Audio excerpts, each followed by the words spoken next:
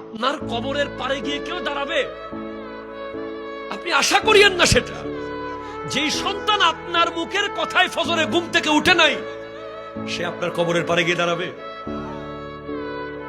তাকে এত চেষ্টা করে এক পৃষ্ঠা কোরআন শরীফ পড়াতে পারেন নাই, সে আপনার কবরের পারে গিয়ে দাঁড়াবে?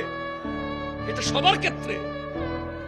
কিসের নেশায়, কিসের আশায় আমরা মজা করছি?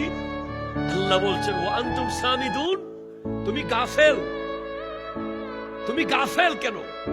তুমি ঠাট্টা করছো, তুমি মজা করছো কেন? কেন করছো? কবর কি তোমাকে বলে নাই? কবর প্রতিদিন 10টা বাক্য বলে। কয়টা? 10টা কথা কবর প্রতিদিন বলে। এগুলো শোনার ক্ষমতা আল্লাহ আমাদেরকে দেন নাই। শুনলে আমরা বেহুশ হয়ে মরে যেতাম, কিন্তু শোনার ক্ষমতা আমার নবীকে দেওয়া হয়েছে।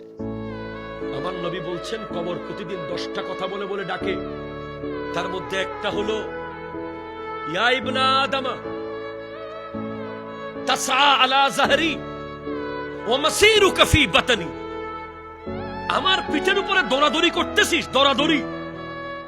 কিছু হইলে লাঠি নিয়ে দৌড় দিচ্ছিস, কিছু হইলে গুলি নিয়ে দৌড় দিচ্ছিস, কিছু হইলে ডানে বামে 20টা মোটরসাইকেল নিয়ে দৌড় মারতেছিস, কিছু হলে বলতেছিস আমাকে চিনস, কিছু হলে বলতেছিস ক্ষমতায় আসছি।